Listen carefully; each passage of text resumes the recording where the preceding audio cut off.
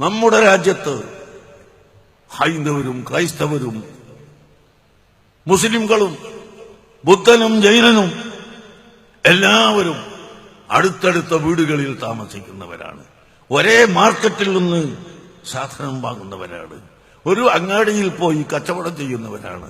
ഈ അവസ്ഥ നമ്മുടെ രാജ്യത്ത് തുടരണം. അതിന് വിപരീതമായി ഇവിടെ കാണാൻ പാടില്ല. അതാര് കൊണ്ടുവന്നാലും ഈ രാജ്യത്തെ സമുദായം അവർക്ക് അതിന് അവസരം കൊടുക്കുകയില്ല. മുസ്ലിംകൾ മാത്രമല്ല, ഞാൻ പറയുന്നു, മനുഷ്യത്വരഹിതമായ സ്വഭാവം.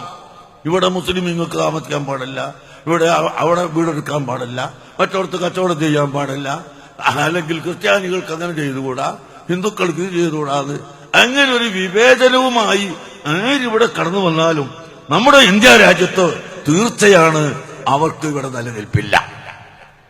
ഭീകരന്മാരും തീവ്രവാദികളും അക്രമികളും വളർന്നുവരുന്ന കാലത്ത് അതില്ലായ്മ ചെയ്യാൻ ഇവിടെ എല്ലാവരും ഒറ്റക്കെട്ടാവണം. ഹിന്ദുക്കളും മുസ്ലിംകളും ക്രൈസ്തവരും സർവ്വ ആളുകളും ഒറ്റക്കെട്ടായി പ്രവർത്തിക്കുക തന്നെ വേണം. അല്ലാത്ത കാലത്തോളം നമ്മുടെ രാജ്യത്തിന് ഇവിടെ നിലനിൽപ്പുണ്ടാവുകയില്ല. ഈ രാജ്യം ഇവിടെ വേണം. ഇന്ത്യ രാജ്യം, ഇന്ത്യ നമ്മുടേതാണ്, നമ്മുടേതാണ്. ഉറക്കെ പറയൂ, ഇന്ത്യ ഇന്ത്യക്കാരുടേതാണ്. മുസ്ലിംകളുടേത് മാത്രമല്ല, ഹൈന്ദവരുടേത് മാത്രമല്ല, ജൂതന്മാരുടേത് മാത്രമല്ല, ക്രൈസ്തവരുടേത് മാത്രമല്ല, ഹിന്ദുക്കളുടേത് മാത്രമല്ല. ഇന്ത്യ ഇന്ത്യക്കാരായ ജനങ്ങളുടേതാണ്. ആ ഇന്ത്യയുടെ നിയമത്തിൽ എല്ലാവർക്കും സമ അവകാശമുണ്ട് എന്ന് പറഞ്ഞാൽ ആണും പെണ്ണും സമമാണ്, വലിയവനും ചെറിയവനും നീണ്ടവനും കുറിയവനും സമമാണ് എന്നൊന്നല്ല അതിന്റെ അർത്ഥം. ഇന്ത്യൻ ഭരണഘടന അനുശാസിക്കുന്ന നിയമം എല്ലാവർക്കും ബാധകമാണ്.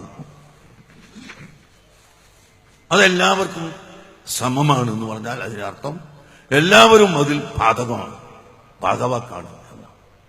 ആ നിലക്ക് ഇന്ത്യയുടെ നിയമം നിലനിർത്തിക്കൊണ്ട് ഒരിക്കലും നിയമം കയ്യിലെടുക്കാൻ പാടില്ല.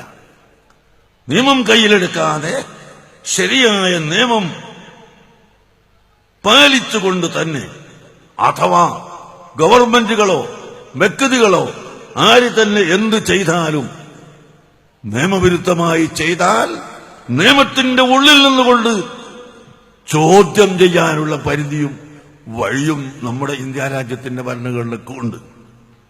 അതുകൊണ്ട് തന്നെ ആ നിലയിൽ ചോദ്യം ചെയ്ത് ഈ രാജ്യത്തിന്റെ വളർച്ചയ്ക്ക് വേണ്ടി നാം എല്ലാവരും ഒറ്റക്കെട്ടായി പ്രവർത്തിക്കണം. അതാണ് ഈ സമ്മേളനത്തിന്റെ പ്രതിജ്ഞ.